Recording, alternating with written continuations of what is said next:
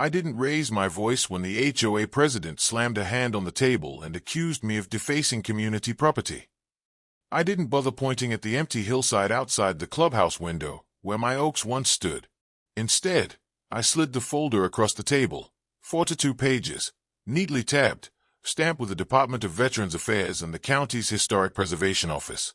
The title on the first page was clear enough for even them to read.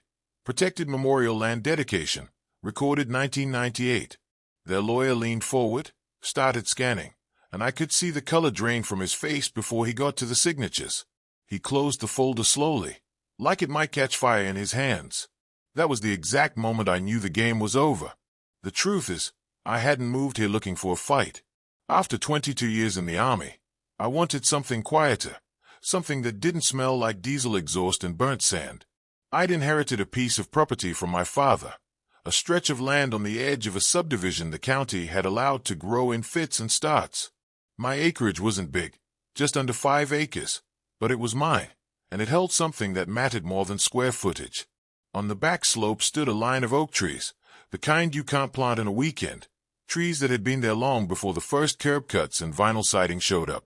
I'd planted markers beneath them years ago, one for each of the guys from my unit who didn't come home. It wasn't official Arlington Whitestone, just modest plaques and crosses set in the ground, but it was sacred to me. My dad had helped me register that grove as a veterans memorial through a county program meant to preserve historic and commemorative sites. It gave the trees legal protection, something I barely thought about, because who in their right mind would ever touch them? Life was simple at first. I kept to myself. I fixed up the old cabin my father had left, patched the roof, hung my fishing rods by the back door. Weekends were spent splitting firewood or sitting by the creek that ran shallow most of the year. The subdivision just over the ridge had an HOA, but I wasn't part of it. My property sat outside their platted boundaries.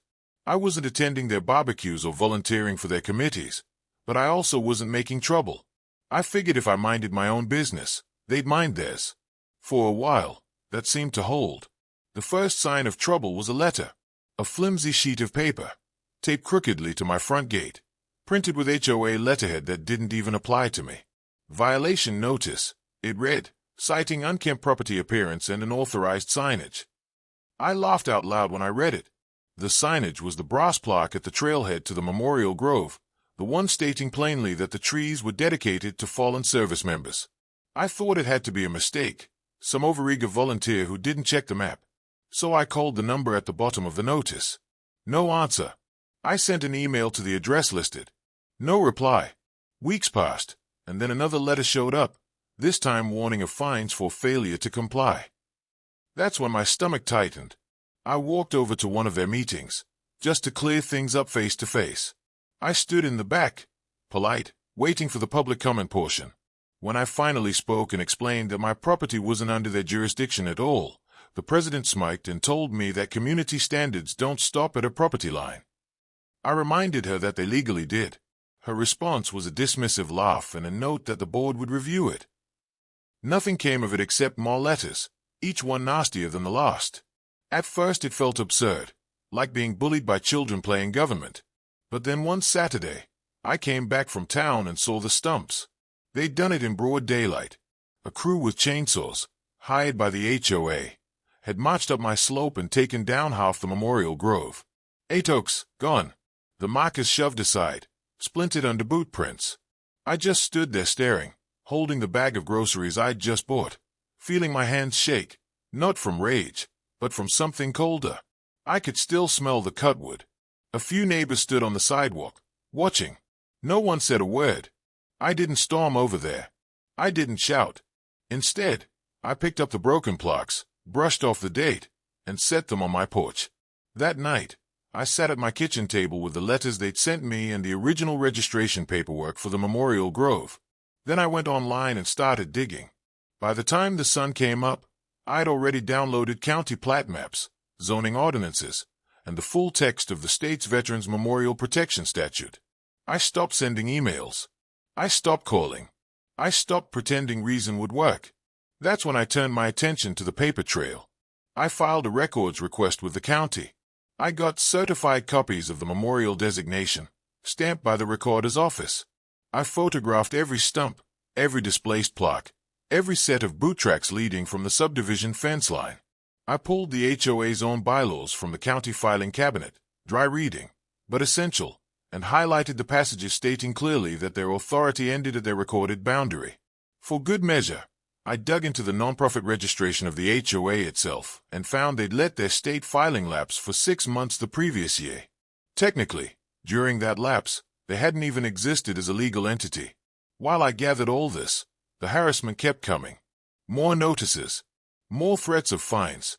A neighbor I barely knew told me quietly that the board was planning to reclaim my land for a community park.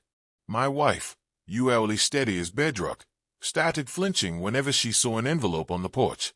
Our daughter stopped playing outside, saying she didn't like the mean ladies with clipboards. That was the moment I knew this wasn't about trees anymore.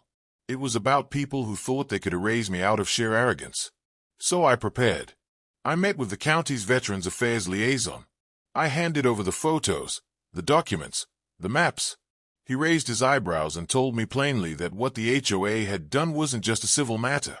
It was a potential criminal violation under state law, destruction of a protected memorial. I let him make the calls from there. A week later, I had letters in hand from both the county and the State Preservation Office, each one affirming the protected status of the grove and ordering an immediate cease and desist against the HOA. I added those to my folder, neat and clean, and waited for the right moment. That moment came at the next board meeting. I walked in quietly, folder under my arm, and sat in the back until they called for comments. The president tried to cut me off, claiming I wasn't a recognized member. That's when I stood, placed a folder on the table, and slid it toward their lawyer. No theatrics, no raised voice, just paper. The lawyer opened it, started reading, and within minutes his expression shifted from smug to pale. He whispered something to the president, who went rigid in her chair. I told them calmly that the grove was a registered veterans memorial, protected under state and federal law, that their crew had destroyed it, that the county and state had already been notified, and that their nonprofit status was currently under review for legal dissolution. The room was dead silent. They tried to bluster. The president accused me of fabricating documents, until the lawyer pointed out the official seals. One board member tried to suggest a compromise, as if replacing 30-year-old oaks with saplings and plastic tubes would undo anything. I didn't argue. I just collected my folder, told them the state investigator would be in touch, and walked out. The fallout was swift. Within a month, the president resigned. 2 other board members followed. The HOA was fined heavily by the county for overstepping jurisdiction, and the State Preservation Office filed a formal complaint for the destruction of a memorial site. Word spread quickly through the neighborhood, and for the first time, people started coming to me instead of avoiding me. Quiet knocks on the door, apologies, even baked goods left on the porch. Some meant it, some didn't. I didn't hold my breath either way. The grove won't come back overnight. Trees take time, longer than I have maybe. But the ground is still there, the plaques are reset, and the law now has teeth guarding it. The HOA is a shell of what it used to be. Meetings are quiet, letters have stopped, and when I drive through the subdivision, people either wave awkwardly or look away. Either way, it's peace. And that's all I ever wanted, peace. Not power, not control. Just a quiet place where memory is respected and bullies don't get the last word.